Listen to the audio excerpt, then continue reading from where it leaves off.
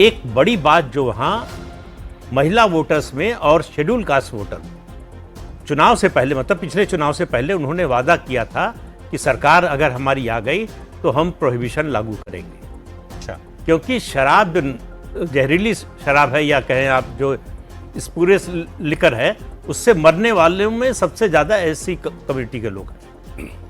तो वो चुनाव जीतने के बाद उस बात को भूल गए। दूसरा, डीएमडीके को जो उनके अलायंस में है उसको ज़्यादा सीटें दी है। वीसीके एक पार्टी है जो दलितों की ही पार्टी है, उसको सीटें कम दी है। तो इसलिए वो जो फायदा उठा सकते थे एससी वोट का, उस पार्टी को ज्यादा सीट देकर। आप तो काफी डिटेल में आपने एक्सप्लेन किया। तो एक जो मोटी सी बात दिख रही है इनके सर्वे में, विजय ने एंटी इनकम्बेंसी का वो वोट ले लिया जो एआईएडीएमके को जाता। दोनों वोट लिया, एंटी इनकम्बेंसी का भी लिया, क्रिश्चियन वोट और कुछ मुस्लिम वोट। देखिए, स्टार हैं आप, इसलिए आप सक्सेसफुल हो जाएंगे ऐसा नहीं है। हमने कमल हासन का हाल देखा ही। उसके अलावा डीएमडीके के जो नेता थे, कैप्टन क्या नाम था, विजयकांत, वो भी उस तरह से सक्सेसफुल नहीं हुए।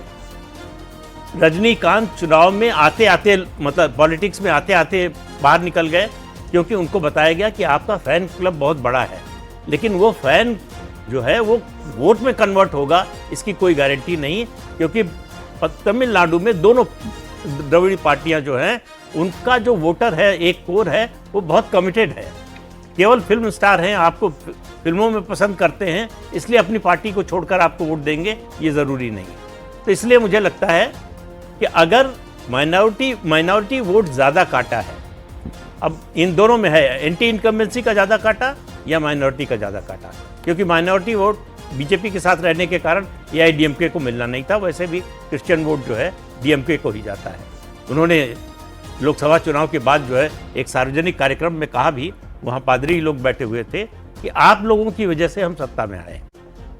तो इसलिए, और एआईडीएमके के पास कोई करिश्माई लीडर नहीं है। ई पलनस्वामी कोई बहुत लोकप्रिय, मतलब पूरे प्रदेश में हो ऐसे लीडर नहीं है, लेकिन ग्राउंड पर संगठन का काम जी वो बहुत ज्यादा है। ये इस मामले में जो है विजय विजय के पास जो है कोई संगठन नहीं है ग्राउंड पर।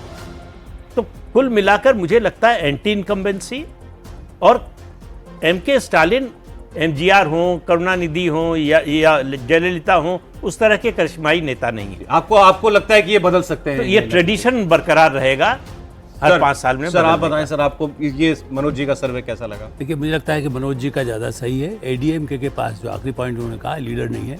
और दूसरा, चाहे करुणानिधि रहे हो या ये स्टालिन हो, उन्होंने जो लोगों को देना है, महिलाओं को, जो हम हर बार कहते हैं दूसरे राज्यों का ज़्यादा चर्चा होती है, जितना लोगों को मिलना चाहिए, करप्शन के चार्ज हो, जेल जाने वाले तो लालू यादव कितनी बार चुनाव जीते वहाँ पे, अब इस बार को छोड़ दीजिए।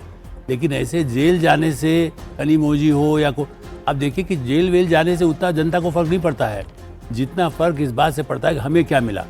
हर वोटर, तमिलनाडु का भी पहले शुरुआत तो सबसे पहले तमिलनाडु ने की थी गिफ्ट देने की, बीजेपी तो नहीं आई थी।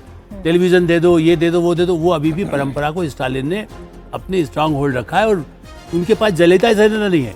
यदि कोई एडीएमके के पास कोई नेता होता तो निश्चित रूप से टक्कर होती, जो आज मंत्री जी कह रहे हैं।